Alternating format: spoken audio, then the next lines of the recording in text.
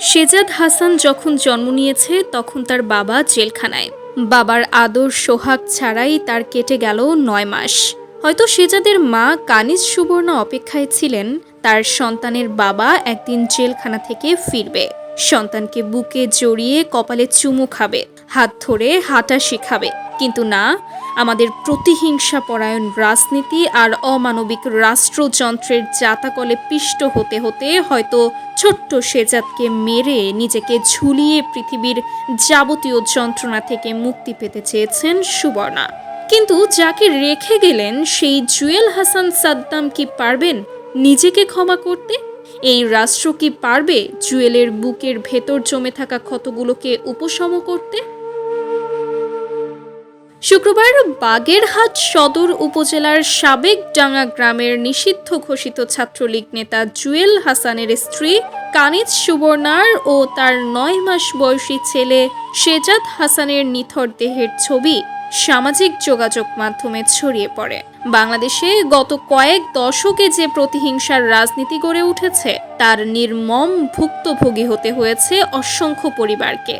বিগত স্বৈরাচারী সরকারের আমলে রাজনৈতিক মামলায় অসংখ্য মানুষকে দিনের পর দিন কারাগারে থাকতে হয়েছে। অন্তর্বর্তী সরকারের আমলেও এর ব্যতিক্রম ঘটেনি। সব সময়ই কানিজদের মতো অনেক স্ত্রী তার স্বামীর প্রতীক্ষায় দিন গোনে। শেজাদ হাসানের মতো অনেক শিশুই তার বাবার আদর ভালোবাসা পেতে চায়।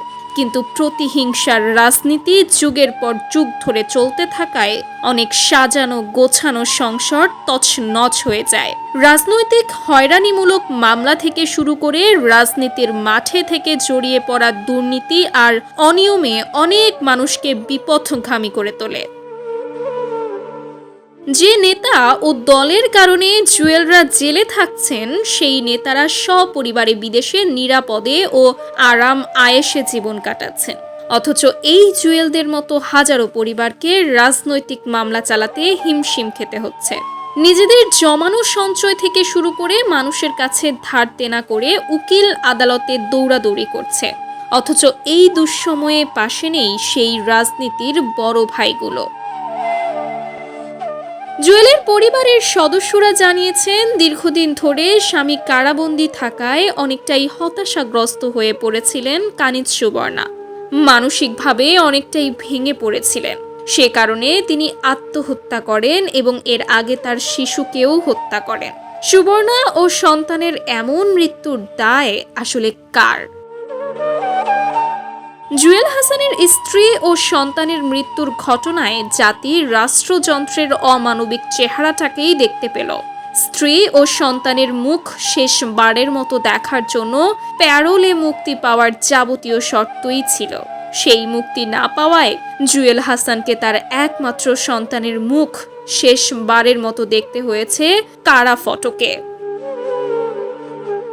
সংবাদ মাধ্যমে জুয়েল হাসানের চাচাতো ভাই সাগর ফারাজি জানিয়েছেন, জুয়েলের স্ত্রী ও সন্তান মারা যাওয়ার পর আমরা কারাগারে যোগাযোগ করি, কিন্তু প্যারোলে মুক্তি দেওয়া হয়নি। একদিন হয়তো জুয়েলরা মুক্তি পাবে ঠিকই, কিন্তু জুয়েলদের মূল্যবান সম্পদকে হারানোর ক্ষত কিছুতেই পূরণ করতে পারবে না। আমরা একটা মানবিক ও ন্যায়ভিত্তিক বাংলাদেশ গড়ার স্বপ্ন দেখি, যে বাংলাদেশে প্রতিটি শিশু থাকবে নিরাপদ, হবে ইনসাফের বাংলাদেশ।